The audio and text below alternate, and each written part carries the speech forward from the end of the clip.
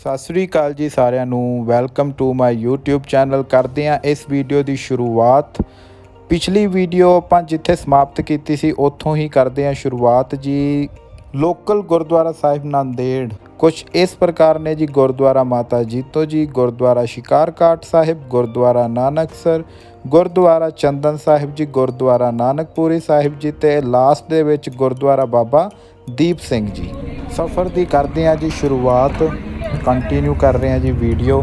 ਤੇ ਹੁਣ ਆਪਾਂ ਚੱਲੇ ਹਾਂ ਜੀ ਗੁਰਦੁਆਰਾ ਮਾਤਾ ਜੀਤੋ ਜੀ, ਜਿਨ੍ਹਾਂ ਦੇ ਆਪਾਂ ਦਰਸ਼ਨ ਕਰਨੇ ਨੇ। ਤੇ ਪੁਰਾਣੇ ਸਮੇਂ ਦੇ ਵਿੱਚ ਜਿਹੜੇ ਗੱਡੇ ਚੱਲਦੇ ਸਨ, ਅੱਜ ਵੀ ਉੱਥੇ ਨਾਲ ਦੇ ਪਿੰਡਾਂ 'ਚੋਂ ਗੱਡੇ ਹੈਗੇ ਨੇ ਜੀ। ਤੇ ਆਪਾਂ ਹੁਣ ਪਹੁੰਚ ਚੁੱਕੇ ਹਾਂ ਜੀ ਗੁਰਦੁਆਰਾ ਮਾਤਾ ਜੀਤੋ ਜੀ ਦੀ ਯਾਦ ਦੇ ਵਿੱਚ, ਜਿਹੜਾ ਕਿ ਬਾਬਾ ਮੱਖਣ ਸ਼ਾਹ ਲਬਾਣਾ ਤੇ ਬਾਬਾ ਲੱਖੀ ਸ਼ਾਹ ਵਣਜਾਰਾ ਜੀ ਦੀ ਯਾਦ ਦੇ ਵਿੱਚ ਬਣਾਇਆ ਗਿਆ ਜੀ ਇਸ ਗੁਰਦੁਆਰਾ ਸਾਹਿਬ ਨੂੰ। ਤੇ ਕਰਾਉਂਦੇ ਆ ਜੀ ਤੁਹਾਨੂੰ ਦਰਸ਼ਨ ਧੰਨ ਧੰਨ ਸ਼੍ਰੀ ਗੁਰੂ ਗ੍ਰੰਥ ਸਾਹਿਬ ਜੀ ਦੇ। ਸੇਵਾਦਾਰ ਤੁਹਾਨੂੰ ਇਸ ਗੁਰਦੁਆਰਾ ਸਾਹਿਬ ਦਾ ਇਤਿਹਾਸ ਦੱਸਣਗੇ ਜੀ। ਸੁਣੋ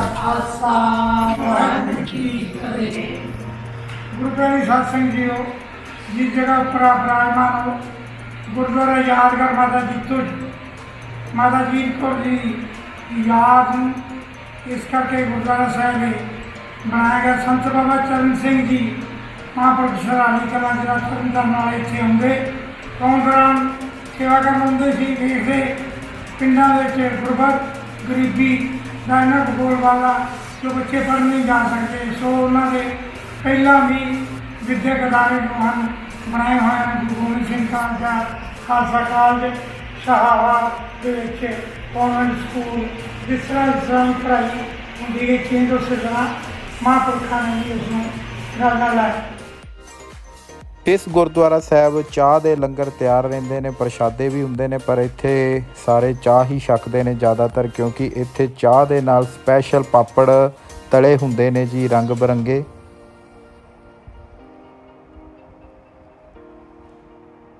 ਤੁਸੀਂ ਵੇਖ ਸਕਦੇ ਹੋ ਜੀ ਸੇਵਾਦਾਰ ਪਾਪੜਾਂ ਦੀ ਸੇਵਾ ਕਰ ਰਹੇ ਨੇ। ਤੇ ਇਸ ਤੋਂ ਉਪਰੰਤ ਆਪਾਂ ਹੁਣ ਚਾਹ ਛਕਣ ਤੋਂ ਬਾਅਦ ਚੱਲਦੇ ਹਾਂ ਜੀ ਅਗਲੇ ਗੁਰਦੁਆਰਾ ਸਾਹਿਬ ਦੀ ਤਰਫ। ਕਰਾਉਂਦੇ ਹਾਂ ਜੀ ਤੁਹਾਨੂੰ ਦਰਸ਼ਨ। ਇਹ ਜਿਹੜਾ ਗੁਰਦੁਆਰਾ ਸਾਹਿਬ ਹੈ ਜੀ ਥੋੜ੍ਹਾ ਜਿਹਾ ਪਹਾੜੀ ਏਰੀਏ 'ਤੇ ਆ। ਤੇ ਹੁਣ ਆਪਾਂ ਚੱਲੇ ਹਾਂ ਗੁਰਦੁਆਰਾ ਸਾਹਿਬ ਦੇ ਦਰਸ਼ਨ ਕਰਨ ਵਾਸਤੇ।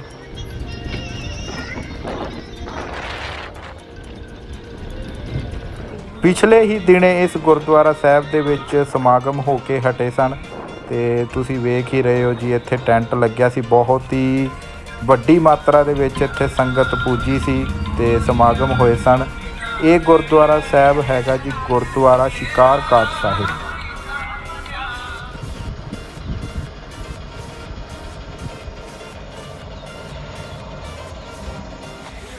ਤੇ ਹੁਣ ਚੱਲਦੇ ਹਾਂ ਜੀ ਆਪਾਂ ਗੁਰਦੁਆਰਾ ਸਾਹਿਬ ਦੇ ਅੰਦਰ।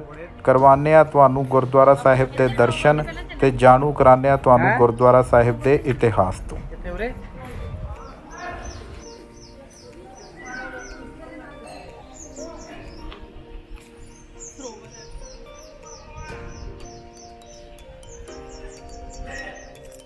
ਸਭ ਤੋਂ ਪਹਿਲਾਂ ਆਪਾਂ ਚੱਲਦੇ ਹਾਂ ਜੀ ਸਰੋਵਰ ਵਾਲੀ ਤਰਫ।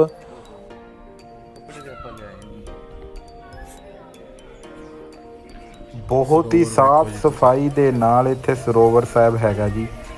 ਤੇ 5 ਇਸ਼ਨਾਨਾਂ ਕਰਨ ਤੋਂ ਉਪਰੰਤ ਜਾਵਾਂਗੇ ਅੰਦਰ ਧੰਨ ਧੰਨ ਸ਼੍ਰੀ ਗੁਰੂ ਗ੍ਰੰਥ ਸਾਹਿਬ ਜੀ ਦੇ ਦਰਸ਼ਨ ਕਰਨ।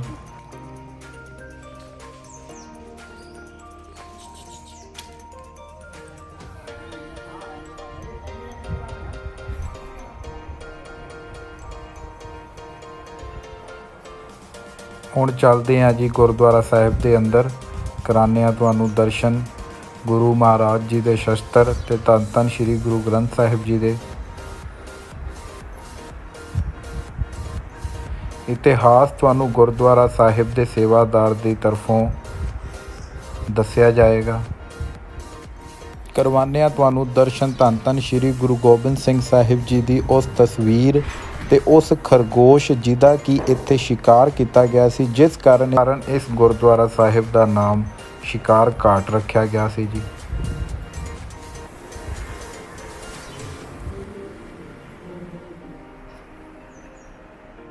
ਘਾਟ ਸਾਹਿਬ ਸਿਆਲਕੋਟ ਦਾ ਸਨੀਕ ਭਾਈ ਮੂਲਾ ਖੱਤਰੀ ਸ੍ਰੀ ਗੁਰੂ ਨਾਨਕ ਦੇਵ ਜੀ ਮਹਾਰਾਜ ਦਾ ਸੇਵਾਦਾਰ ਸੀ।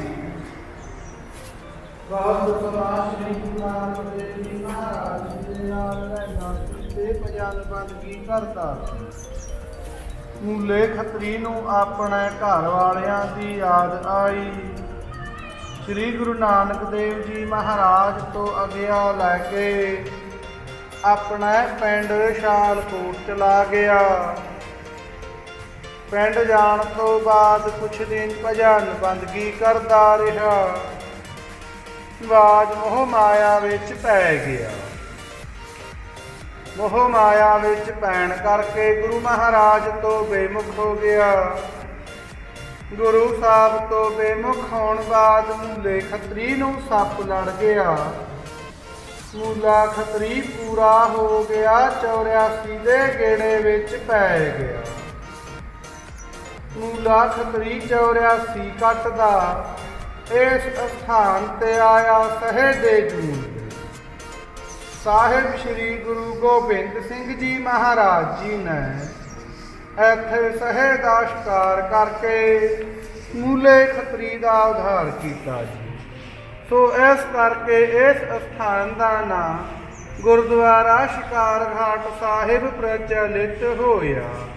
ਵਾਹਿਗੁਰੂ ਜੀ ਕਾ ਖਾਲਸਾ, ਵਾਹਿਗੁਰੂ ਜੀ ਕੀ ਫਤਿਹ।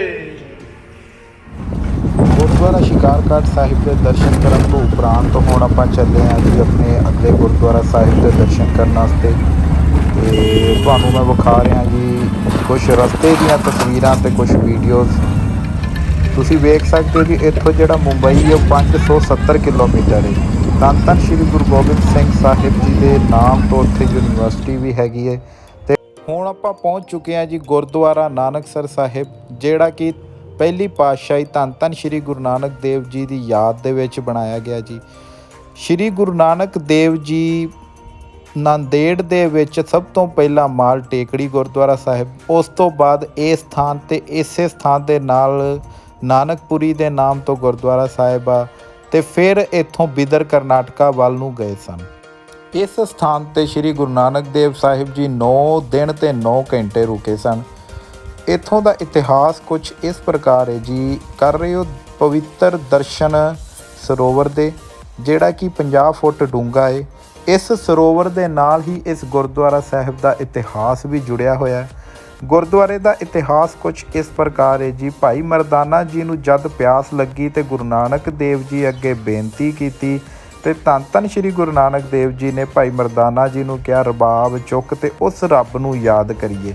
ਉਸ ਰੱਬ ਨੂੰ ਯਾਦ ਕਰਦੇ ਕਰਦੇ ਸਾਈਡ ਦੇ ਵਿੱਚੋਂ, ਧਰਤੀ ਦੇ ਵਿੱਚੋਂ ਜਲ ਬਾਹਰ ਨਿਕਲ ਆਇਆ ਤੇ ਮਰਦਾਨਾ ਜੀ ਨੇ ਜਦ ਉਸ ਜਲ ਨੂੰ ਛਕਿਆ ਤੇ ਧੰਨ ਧੰਨ ਸ਼੍ਰੀ ਗੁਰੂ ਨਾਨਕ ਦੇਵ ਜੀ ਅੱਗੇ ਬੇਨਤੀ ਕੀਤੀ, ਇਹ ਜਲ ਬਹੁਤ ਹੀ ਮਿੱਠਾ ਤੇ ਠੰਡਾ ਹੈ। ਗੁਰੂ ਨਾਨਕ ਦੇਵ ਜੀ ਨੇ ਉਹਨਾਂ ਨੂੰ ਉਸ ਸਮੇਂ ਦੱਸਿਆ ਕਿ ਗੋਦਾਵਰੀ ਦੇ ਕੰਢੇ ਤੇ ਪੁਰਾਣੇ ਸਮੇਂ ਤੋਂ ਹੀ ਭਗਤ ਇੱਥੇ ਭਗਤੀ ਕਰਦੇ ਰਹੇ ਨੇ, ਜਿਸ ਕਾਰਨ ਇਹ ਧਰਤੀ ਬਹੁਤ ਹੀ ਕਰਮਾਂ ਵਾਲੀ ਧਰਤੀ ਹੈ। ਉਸ ਤੋਂ ਉਪਰੰਤ ਇਸ ਸਥਾਨ ਤੇ ਇੱਕ ਰੋਗੀ ਧੰਨ ਧੰਨ ਸ਼੍ਰੀ ਗੁਰੂ ਨਾਨਕ ਦੇਵ ਜੀ ਕੋਲ ਆਉਂਦਾ ਹੈ ਤੇ ਆਪਣਾ ਰੋਗ ਗੁਰੂ ਨਾਨਕ ਦੇਵ ਜੀ ਅੱਗੇ ਦੱਸਦਾ ਹੈ। ਦੱਸਿਆ ਜਾਂਦਾ ਹੈ ਕਿ ਰੋਗੀ ਨੇ ਉਸ ਸਰੋਵਰ ਦੇ ਵਿੱਚ ਇਸ਼ਨਾਨ ਕੀਤਾ, ਗੁਰੂ ਮਹਾਰਾਜ ਜੀ ਦੇ ਅੱਗੇ ਸੱਚੇ ਦਿਲੋਂ ਅਰਦਾਸ ਕੀਤੀ ਤੇ ਉਸ ਦੇ ਸਾਰੇ ਰੋਗ ਠੀਕ ਹੋ ਗਏ। ਉਸ ਦਿਨ ਤੋਂ ਬਾਅਦ ਇਸ ਸਥਾਨ ਦੀ ਮਾਨਤਾ ਉਸੇ ਪ੍ਰਕਾਰ ਹੀ ਹੈ। ਜਿਹੜਾ ਵੀ ਕੋਈ ਸੱਚੇ ਦਿਲੋਂ ਦੁਖੀ ਜਾਂ ਰੋਗੀ ਇੱਥੇ ਆ ਕੇ ਆਪਣੀ ਅਰਦਾਸ ਤੇ ਸਰੋਵਰ ਦੇ ਵਿੱਚ ਇਸ਼ਨਾਨ ਕਰਦਾ ਹੈ, ਉਸ ਦੇ ਪਰਮਾਤਮਾ ਸਾਰੇ ਰੋਗ ਦੁੱਖ ਦੂਰ ਕਰਦੇ ਨੇ। ਕਰਵਾਉਂਦੇ ਹਾਂ ਤੁਹਾਨੂੰ ਦਰਸ਼ਨ ਉਸ ਬੇਰੀ ਸਾਹਿਬ ਦੇ ਵੀ, ਜਿਸ ਬੇਰੀ ਦੇ ਥੱਲੇ ਧੰਨ ਧੰਨ ਸ਼੍ਰੀ ਗੁਰੂ ਨਾਨਕ ਦੇਵ ਜੀ ਸਾਹਿਬ ਤੇ ਮਰਦਾਨਾ ਜੀ ਨੇ ਬੈਠ ਭਗਤੀ ਕੀਤੀ, ਨਾਮ ਸਿਮਰਨ ਕੀਤਾ ਸੀ। ਇਸ ਗੁਰਦੁਆਰਾ ਸਾਹਿਬ ਦੇ ਵਿੱਚ ਬਹੁਤ ਹੀ ਵਧੀਆ ਤਰੀਕੇ ਦੇ ਨਾਲ ਆਈ ਯਾਤਰੀਆਂ ਵਾਸਤੇ ਲੰਗਰ ਪ੍ਰਸ਼ਾਦੇ ਦੀ ਸੇਵਾ ਵੀ ਕੀਤੀ ਜਾਂਦੀ ਹੈ ਜੀ। ਤੁਸੀਂ ਕਰ ਰਹੇ ਹੋ ਜੀ ਦਰਸ਼ਨ ਸਰੋਵਰ ਸਾਹਿਬ ਦੇ। ਇਸ ਸਰੋਵਰ ਦੇ ਵਿੱਚ ਜਿਹੜਾ ਜਲ ਆ ਉਹ ਸਥਿਰ ਰਹਿੰਦਾ, ਕੋਈ ਵੀ ਜਲ ਦੀ ਨਿਕਾਸੀ ਬਾਹਰੋਂ ਨਹੀਂ ਹੈਗੀ। ਉਹੀ ਪੁਰਾਤਨ ਵੇਲੇ ਦਾ ਜਿਹੜਾ ਜਲ ਧਰਤੀ 'ਚੋਂ ਨਿਕਲਦਾ, ਉਹਦਾ ਹੀ ਜਲ ਇਸ ਸਰੋਵਰ ਦੇ ਵਿੱਚ ਹੈਗਾ ਜੀ। ਹੁਣ ਆਪਾਂ ਚੱਲਦੇ ਹਾਂ ਜੀ ਲੰਗਰ ਹਾਲ, ਜਲ ਪਾਣੀ ਛਕ ਕਰਾਉਂਦੇ ਹਾਂ ਤੁਹਾਨੂੰ ਅਗਲੇ ਗੁਰਦੁਆਰਾ ਸਾਹਿਬ ਦੇ ਦਰਸ਼ਨ।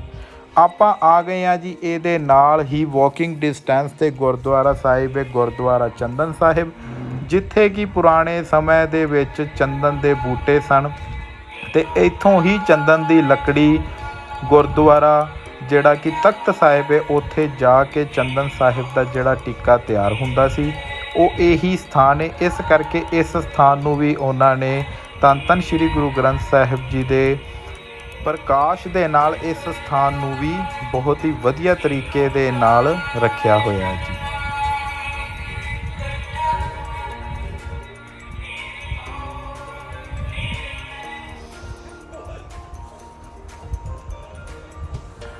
ਇਸ ਤੋਂ ਉਪਰੰਤ ਇਹਦੇ ਨਾਲ ਹੀ ਬਿਲਕੁਲ ਗੁਰਦੁਆਰਾ ਸਾਹਿਬ ਹੈ ਧੰਨ ਧੰਨ ਸ਼੍ਰੀ ਗੁਰੂ ਨਾਨਕ ਦੇਵ ਜੀ ਦਾ। ਗੁਰਦੁਆਰਾ ਸਾਹਿਬ ਦਾ ਨਾਮ ਹੈ ਜੀ ਗੁਰਦੁਆਰਾ ਨਾਨਕਪੁਰੀ ਸਾਹਿਬ। ਇਸ ਗੁਰਦੁਆਰੇ ਦਾ ਇਤਿਹਾਸ ਤੁਹਾਨੂੰ ਇੱਥੋਂ ਦੇ ਸੇਵਾਦਾਰ ਦੀ ਤਰਫੋਂ ਸੁਣਾਇਆ ਜਾਏਗਾ। ਧਿਆਨ ਦੇ ਨਾਲ ਇਤਿਹਾਸ ਸੁਣੋ ਤੇ ਕਰੋ ਦਰਸ਼ਨ ਧੰਨ ਧੰਨ ਸ਼੍ਰੀ ਗੁਰੂ ਗ੍ਰੰਥ ਗੁਰਦੁਆਰਾ ਨਾਨਕਪੁਰੀ ਸਾਹਿਬ ਦੀ ਇਸ ਸਥਾਨ ਤੇ ਬਹੁਤ ਵੱਡਾ ਪਿੱਪਲ ਦਾ ਝਾੜ ਸੀ। ਝਾੜ ਦੇ ਹੇਠ ਦੋ ਸਿੱਧ ਰਹਿੰਦੇ ਸੀ, ਉਹਨਾਂ ਦਾ ਨਾਮ ਮੰਗਲ ਤੇ ਦੰਗਲ ਨਾਥ ਤੇ ਗੋਰਖਨਾਥ ਦੇ ਚੇਲੇ ਗੋਰਖਨਾਥ ਨੂੰ ਗੁਰੂ ਮੰਨਦੇ ਸੀ, ਗੋਰਖਨਾਥ ਦੀ ਭਗਤੀ ਕਰਦੇ ਸੀ। ਗੁਰੂ ਨਾਨਕ ਦੇਵ ਜੀ ਮਹਾਰਾਜ ਇੱਥੇ ਆ ਕੇ ਸਿੱਧਾ ਨਾਲ ਪਿੱਪਲ ਹੇਠ ਬੈਠ ਕੇ 5 ਦਿਨ 5 ਘੜੀਆਂ ਗਿਆਨ ਗੋਸ਼ਟ ਕੀਤੀ। 5 ਦਿਨਾਂ ਤੋਂ ਬਾਅਦ ਸਿੱਧ ਮਹਾਰਾਜ ਦੇ ਸ਼ਰਣੀ ਲੱਗ ਗਏ, ਕਹਿਣ ਲੱਗੇ ਮਹਾਰਾਜ ਭੂਲ ਹੋ ਗਈ ਬਖਸ਼ ਲਓ ਤੇ ਸਾਨੂੰ ਕੋਈ ਨਿਸ਼ਾਨੀ ਦਿਓ, ਅਸੀਂ ਸੇਵਾ ਕਰੀਏ। ਮਹਾਰਾਜ ਨੇ ਸਿੱਧਾਂ ਨੂੰ ਖੜਾਵਾਂ ਨਿਸ਼ਾਨੀ ਦੇ ਕੇ ਇਹ ਤੋਂ ਬਿਦਰ ਨਾਨਕ ਚੇਰਾ ਸਾਹਿਬ ਦੇ ਉਹ ਜਿਹੜਾ ਪਿੱਪਲ ਦਾ ਝਾੜ ਆਪਣੀ ਉਮਰ ਪਾ ਕੇ ਸਮਾਪਤ ਹੋ ਗਿਆ। ਕਰੋ ਦਰਸ਼ਨ ਧੰਨ ਧੰਨ ਸ਼੍ਰੀ ਗੁਰੂ ਨਾਨਕ ਦੇਵ ਜੀ ਸਾਹਿਬ ਜੀ ਦੇ ਖੜਾਵਾਂ ਦੇ। ਇਸ ਤੋਂ ਉਪਰੰਤ ਇਹਦੇ ਬੇਸਮੈਂਟ ਦੇ ਵਿੱਚ ਥੱਲੇ ਧੰਨ ਧੰਨ ਸ਼੍ਰੀ ਗੁਰੂ ਨਾਨਕ ਦੇਵ ਜੀ ਦਾ ਤਪ ਸਥਾਨ ਹੈ। ਹੁਣ ਆਪਾਂ ਚੱਲਦੇ ਹਾਂ ਜੀ ਆਪਣੇ ਲਾਸਟ ਗੁਰਦੁਆਰਾ ਸਾਹਿਬ ਦੇ ਦਰਸ਼ਨ ਕਰਨ। ਧੰਨ ਧੰਨ ਬਾਬਾ ਅਮਰ ਸ਼ਹੀਦ ਬਾਬਾ ਦੀਪ ਸਿੰਘ ਜੀ ਦੀ ਯਾਦ ਦੇ ਵਿੱਚ ਇਹ ਗੁਰਦੁਆਰਾ ਸਾਹਿਬ ਬਣਾਇਆ ਗਿਆ ਜੀ। ਆਪਾਂ ਹੁਣ ਕਰਨ ਲੱਗਿਆ ਐਂਟਰੀ ਗੁਰਦੁਆਰਾ ਸਾਹਿਬ ਦੇ ਵਿੱਚ। ਬਹੁਤ ਹੀ ਵੱਡਾ ਗੁਰਦੁਆਰਾ ਸਾਹਿਬ ਹੈ ਤੇ 6th ਫਲੋਰ ਤੇ ਗੁਰਦੁਆਰਾ ਸਾਹਿਬ ਦੇ ਐਰੋਪਲੇਨ ਬਣਾਇਆ ਗਿਆ ਜੀ। ਬਹੁਤ ਹੀ ਵੱਡਾ ਸੀਮੈਂਟ ਦੀ ਤਰਫੋਂ ਕਲਾਕਾਰੀ ਕੀਤੀ ਗਈ ਹੈ। ਸਭ ਤੋਂ ਪਹਿਲਾਂ ਤੁਹਾਨੂੰ ਦਰਸ਼ਨ ਕਰਾਵਾਂਗੇ ਧੰਨ ਧੰਨ ਸ਼੍ਰੀ ਗੁਰੂ ਗ੍ਰੰਥ ਸਾਹਿਬ ਜੀ ਦੇ। ਉਸ ਤੋਂ ਉਪਰੰਤ ਆਪਾਂ ਚੱਲਾਂਗੇ ਉੱਤੇ ਜਿਹੜਾ ਕਿ ਮਿਊਜ਼ੀਅਮ ਬਣਾਇਆ ਗਿਆ ਇਸ ਐਰੋਪਲੇਨ ਦੇ ਵਿੱਚ, ਉਹਦੇ ਵੀ ਤੁਹਾਨੂੰ ਕਰਾਵਾਂਗੇ ਜੀ ਦਰਸ਼ਨ।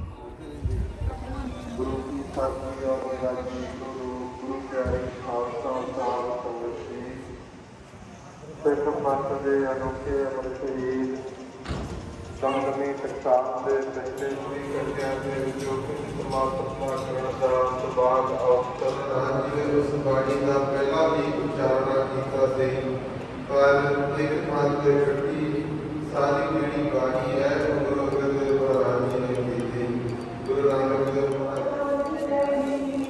ਜਹਾਜ਼ ਵੇਖਣ ਦਾ ਜਿਹੜਾ ਸਮਾਂ ਜੀ 1 ਵਜੇ ਤੋਂ ਲੈ ਕੇ ਰਾਤ ਦੇ 9 ਵਜੇ ਤੱਕ ਖੁੱਲਿਆ ਰਹਿੰਦਾ ਹੈ। ਲਿਫਟ ਦੀ ਕੁਛ ਖਰਾਬੀ ਕਰਕੇ ਸਾਨੂੰ ਸਟੇਅਰਸ ਤੋਂ ਹੀ ਜਾਣਾ ਪਿਆ ਤੇ ਆਪਾਂ ਪਹੁੰਚ ਚੁੱਕੇ ਹਾਂ ਜੀ 6th ਫਲੋਰ ਤੇ ਉਸ ਤੋਂ ਬਾਅਦ ਜਿਹੜਾ 7th ਫਲੋਰ ਹੈ ਉੱਥੇ ਇਹ ਜਿਹੜਾ ਐਰੋਪਲੇਨ ਹੈ ਇਹ ਬਣਾਇਆ ਗਿਆ ਤੇ ਮੈਂ ਤੁਹਾਨੂੰ ਉੱਤੇ ਚੜ੍ਹ ਕੇ ਕਰਾਨਾ ਜੀ ਦਰਸ਼ਨ ਸਾਰੇ ਗੁਰਦੁਆਰਾ ਸਾਹਿਬ ਤੇ ਇਸ ਮਿਊਜ਼ੀਅਮ ਦੇ ਜਿਹੜਾ ਕਿ ਇਸ ਐਰੋਪਲੇਨ ਦੇ ਵਿੱਚ ਬਣਾਇਆ ਗਿਆ ਜੀ। ਆਪਾਂ ਪਹੁੰਚ ਚੁੱਕੇ ਹਾਂ ਜੀ ਐਰੋਪਲੇਨ ਦੇ ਬਿਲਕੁਲ ਨਾਲ। ਤੁਸੀਂ ਵੇਖ ਸਕਦੇ ਹੋ ਕਿੰਨੀ ਹੀ ਸੋਹਣੇ ਤਰੀਕੇ ਦੇ ਨਾਲ ਇਸ ਐਰੋਪਲੇਨ ਨੂੰ ਬਣਾਇਆ ਗਿਆ ਤੇ ਹੁਣ ਆਪਾਂ ਚੱਲੇ ਹਾਂ ਜੀ ਐਰੋਪਲੇਨ ਦੇ ਅੰਦਰ। ਤੁਸੀਂ ਵੇਖੋਗੇ ਜੀ ਸੀਟਿੰਗ ਵੀ ਬਣਾਈ ਗਈ ਹੈ ਤੇ ਸਾਰੇ ਪਾਸੇ ਬਹੁਤ ਹੀ ਸੋਹਣੀਆਂ ਤਸਵੀਰਾਂ ਦੇ ਨਾਲ ਯੋਧਿਆਂ ਦੀਆਂ ਤਸਵੀਰਾਂ ਨੇ, ਸ਼ਹੀਦਾਂ ਦੀਆਂ ਤਸਵੀਰਾਂ ਨੇ, ਸਿੱਖ ਕੌਮ ਦੇ ਤੇ ਇਸ ਨੂੰ ਮਿਊਜ਼ੀਅਮ ਦੇ ਰੂਪ ਦੇ ਵਿੱਚ ਲੋਕਾਂ ਨੂੰ ਦਰਸ਼ਨ ਤੇ ਇਤਿਹਾਸ ਜਾਣੂ ਕਰਾਉਣ ਦਾ ਇੱਕ ਤਰੀਕਾ ਹੈ ਜੀ। ਕਰ ਰਹੇ ਹੋ ਤੁਸੀਂ ਐਰੋਪਲੇਨ ਦੇ ਅੰਦਰ ਦੇ ਦਰਸ਼ਨ ਤੇ ਇਹ ਆ ਜੀ 7ਵੀਂ ਮੰਜ਼ਿਲ ਤੋਂ ਨਾਂਦੇੜ ਸਾਹਿਬ ਦਾ ਵਿਊ। ਸਾਹਮਣੇ ਜਿਹੜੀ ਤੁਸੀਂ ਅਨਪੇਂਟਡ ਬਿਲਡਿੰਗ ਵੇਖ ਰਹੇ ਹੋ ਜੀ, ਇਹ ਜਿਹੜੀ ਨਵੀਂ ਸਰਾਂ ਗੁਰਦੁਆਰਾ ਲੰਗਰ ਸਾਹਿਬ ਦੇ ਤਰਫੋਂ ਬਣ ਰਹੀ ਹੈ ਉਹ ਸਰਾਂ ਹੈ ਜੀ। ਇਸ ਗੁਰਦੁਆਰੇ ਦਾ ਜਿਹੜਾ ਕੈਂਪਸ ਹੈ ਬਹੁਤ ਹੀ ਜ਼ਿਆਦਾ ਵੱਡਾ ਹੈ। ਪੰਜਾਬ ਤੋਂ ਜਿੰਨੇ ਵੀ ਟਰੱਕ ਜਾਂ ਕੋਈ ਵੀ ਸੇਵਾ ਆਉਂਦੀ ਹੈ ਉਹ ਇਸ ਗੁਰਦੁਆਰਾ ਸਾਹਿਬ ਆ ਕੇ ਆਪਣੇ ਟਰੱਕ ਨੂੰ ਸੇਫ ਪਾਰਕ ਕਰ ਸਕਦੇ ਨੇ। ਲੋਕਲ ਗੁਰਦੁਆਰਾ ਸਾਹਿਬ ਦੇ ਦਰਸ਼ਨ ਦੀ ਜਿਹੜੀ ਯਾਤਰਾ ਹੈ ਜੀ ਉਹ ਹੋ ਗਈ ਹੈ ਜੀ ਸਮਾਪਤ। ਹੁਣ ਆਪਾਂ ਚੱਲੇ ਹਾਂ ਗੁਰਦੁਆਰਾ ਲੰਗਰ ਸਾਹਿਬ ਵੱਲ ਨੂੰ ਤੇ ਯਾਤਰਾ ਬਹੁਤ ਹੀ ਵਧੀਆ ਰਹੀ, ਬਹੁਤ ਹੀ ਇਤਿਹਾਸਿਕ ਸਥਾਨ ਨੇ ਜੀ। ਜੇ ਤੁਸੀਂ ਨਾਂਦੇੜ ਸਾਹਿਬ ਜਾਂਦੇ ਹੋ ਤੇ ਆਪਣਾ ਜਿਹੜਾ ਤੁਹਾਡੀ ਯਾਤਰਾ ਹੈ ਉਹਨੂੰ ਪਹਿਲਾਂ ਹੀ ਵਧੀਆ ਤਰੀਕੇ ਦੇ ਨਾਲ ਮੈਨੇਜ ਕਰਕੇ ਜਾਓ। ਆਪਾਂ ਪਹੁੰਚ ਚੁੱਕੇ ਹਾਂ ਜੀ ਗੁਰਦੁਆਰਾ ਲੰਗਰ ਸਾਹਿਬ ਦੇ ਬਿਲਕੁਲ ਸਾਹਮਣੇ। ਵਾਹਿਗੁਰੂ ਜੀ ਕਾ ਖਾਲਸਾ, ਵਾਹਿਗੁਰੂ ਜੀ ਕੀ ਫਤਿਹ।